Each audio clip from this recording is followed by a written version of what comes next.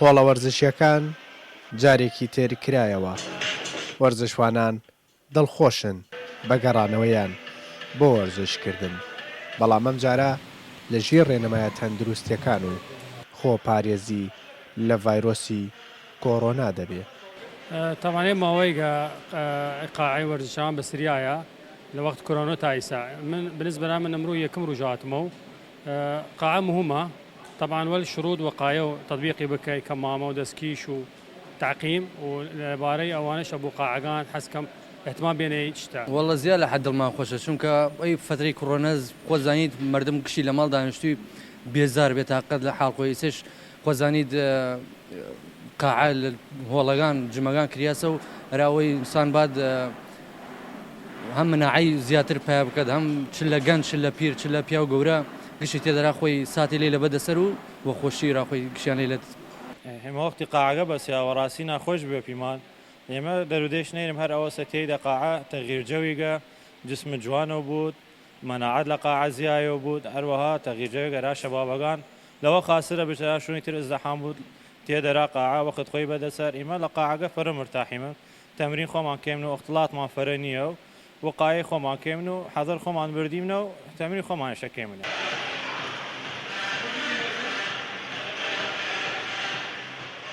دلێر عەباس ڕاهێنەری یەکێکە لە هۆڵە وەرزشیەکانی خانەقین، دەڵێت وەرزش بۆ هەموو تەمەنێکە و سوود بەخشە، هەروەها ڕۆڵی گەورەی هەیە بۆ بەرزکردنەوەی بەرگری لەش. طبعا ورزش خۆمان زانی من فرە مهمە، خصوصا لە وقت خۆمانە لە فترەی ڤایرۆسی کۆڕۆنا، چونکە ئەهەمیەی لاعب ئەرا وەرزش گەرەکە بەردەوام تەمرین بکات، دیاری بکات لەسەر ئەوە لەسەر ئەهەم چشتی تنشيط جهاز مناعي للجسم كات، جهاز مناعي للبشر فرة مهمة. أول تشتيل ونظام غذائي صحيتيت ودوم تشش ورياضتي. طبعا رياضة مان إما رياضة مان فترة عمر نيتي عمر قلتي غير محدودة، يعني أوي عمري قوراس تونيد رياضة وكات، يعني هريكي وسر عمر خوي تونيد تمرين بكات، يعني أوي عمري قوراس طبعا تمرين جهد زيادة الناتوين بكات جهد كم تر، ولكن تمارين هوائي هز بردوام توي تمرين بكات لسي، تمارين أقل جهد هز تمرين كارديو هز تمرين توي لسري بكات.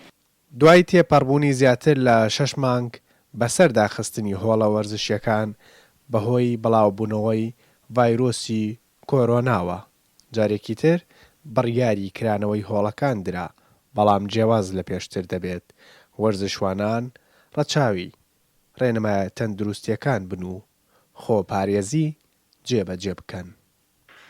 دەشتی جەماڵ گەلی کوردستان، خانەقین.